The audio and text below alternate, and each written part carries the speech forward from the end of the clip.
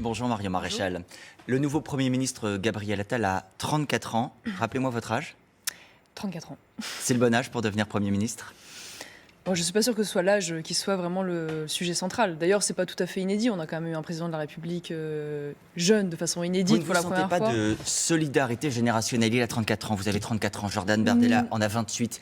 Il y a une classe d'âge. Non, parce que l'âge pour moi n'est pas le critère. C'est-à-dire que je vois quand même une vraie divergence de vision avec Gabriel Attal. Je rappelle que Gabriel Attal, c'est un homme, pour ne prendre que quelques exemples, qui explique aujourd'hui qu'il n'y a pas de lien entre l'immigration et le terrorisme islamiste. C'est un homme qui, à l'époque, en 2018, de mémoire, se prononçait pour la baisse du nucléaire et la fermeture de centrales. C'est un homme qui est pour la légalisation des mères porteuses. C'est un homme qui a été ministre du budget parce qu'il est peut-être jeune. Il a à titre personnel qu'il pouvait envisager une GPA éthique. C'est pas il une position gouvernementale. Il est peut-être jeune, mais il n'est pas neuf. Il est quand même ministre depuis 6 ans. Avant d'avoir été ministre, il a d'ailleurs été conseiller ministériel sous le gouvernement de François Hollande. Donc il est comptable finalement du bilan de ce gouvernement. Et de ce point de vue-là, l'âge ne peut pas être pour moi un critère de rapprochement. Jeune mais pas neuf. Il a été présenté comme une arme anti-Bardella pour les européennes. Est-ce que ça vous arrange qu'ils viennent tenter de challenger le Rassemblement national? Vous avez un adversaire comment? Je ne sais pas quel est le soubassement, on va dire, tactique d'Emmanuel Macron derrière cette nomination. J'ai le sentiment qu'il s'agit peut-être davantage de tailler des croupières ou de mettre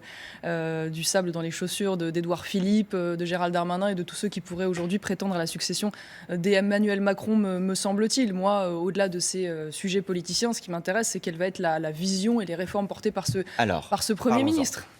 Il était hier soir et hier après-midi d'ailleurs sur le terrain avec Gérald Darmanin, ministre de l'Intérieur sortant, potentiellement aussi futur ministre de l'Intérieur si l'on en croit son entourage.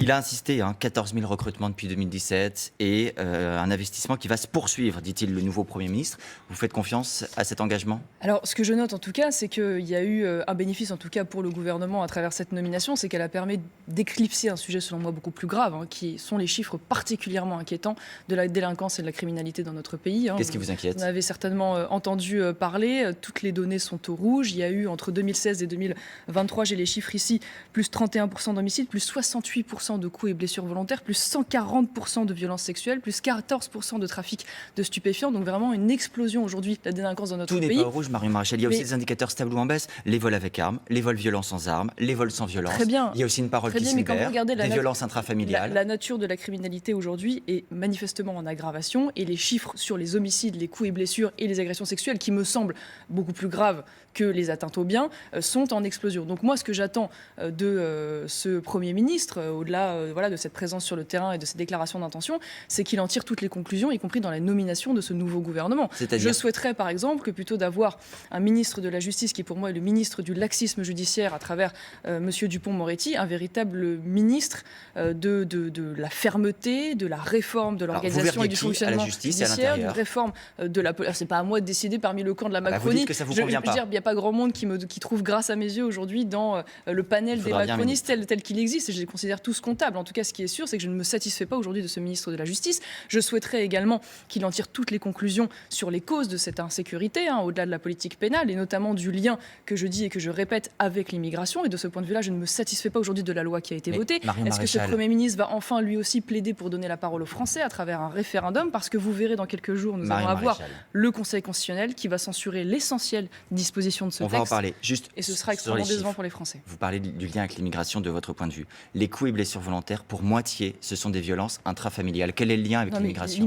Excusez-moi, on peut débattre du lien avec l'immigration. Pour moi, aujourd'hui, il ne fait pas débat. Regardez les chiffres et les analyser. Il fait d'autant moins débat que même le ministre de l'Intérieur, Gérald Darmanin, le concède et l'admet. Et les quelques chiffres partiels dont nous disposons en font le lien direct, ne serait-ce qu'aujourd'hui, la présence de 20% de personnes de nationalité étrangère dans nos prisons, parmi les condamnés, en est l'une des démonstrations. Mais j'ai envie de vous dire, très bien, moi je plaide pour la mise en place d'une nouvelle proposition afin que nous puissions justement avoir des chiffres clairs et des informations claires pour en tirer toutes les conclusions politiques. Et en cela, moi je défends la légalisation des statistiques ethniques. Je considère qu'aujourd'hui, pour chaque infraction, je considère qu'aujourd'hui, c'est légal d'ailleurs dans 22 pays européens. Ça existe notamment en Royaume-Uni, par exemple, sans que ça ne suscite d'émoi particuliers. Nicolas d'ailleurs Sarkozy en son temps avait également défendu cette proposition. Je considère qu'il faut avoir avoir une vision claire sur le profil et l'origine des agresseurs et des victimes pour pouvoir justement en tirer toutes les conclusions, notamment sur la politique migratoire, notamment sur la politique d'acquisition de nationalité la française. politique migratoire. Hier, à votre place, le président du Sénat, Gérard Larcher, disait à propos de cette loi immigration sur laquelle le Conseil constitutionnel doit se prononcer, si certains articles sont censurés, si cela touche à l'essence même de la maîtrise des politiques migratoires, il faudra modifier notre Constitution. Vous serez en soutien des Républicains ?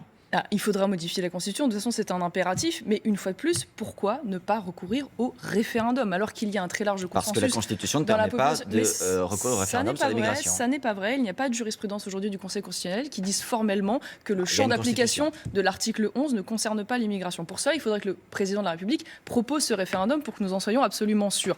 Mais moi, une fois de plus, je considère que ce texte passe à côté de l'essentiel. Il ne réduira pas de fait le nombre d'entrées sur le territoire français, il augmentera même les régularisations de clandestins.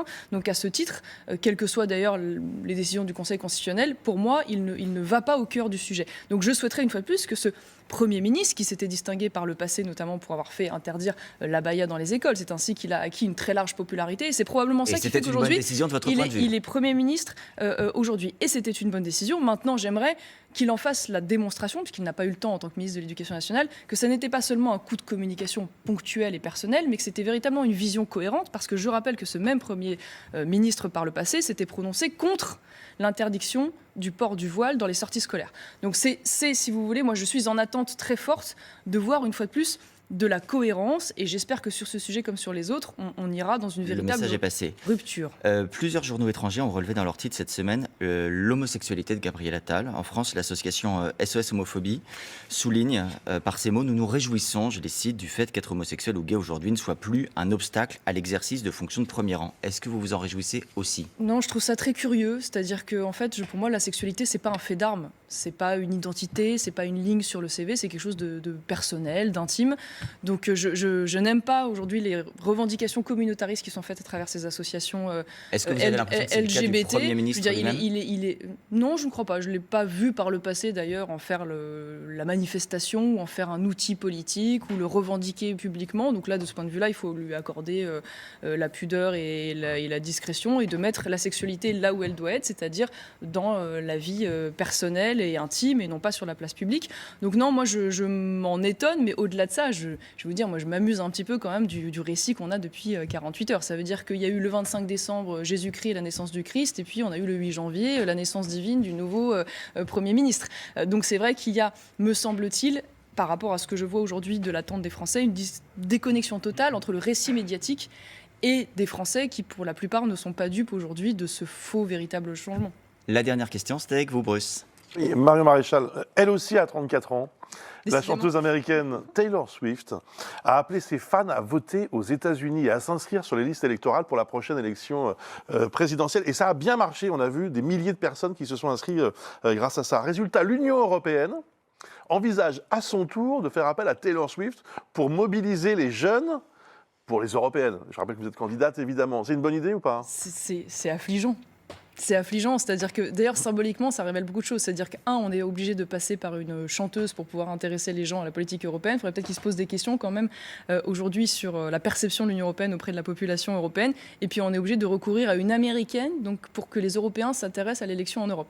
Bon, je crois qu'il n'y a rien qui va dans ce sujet, et j'espère que les élections européennes arrivent démontreront à travers aussi nos propositions que nous sommes capables, nous, d'intéresser les Français à aller dans cette élection, parce que c'est évidemment un enjeu central pour notre continent. Merci Marion Maréchal, merci aussi.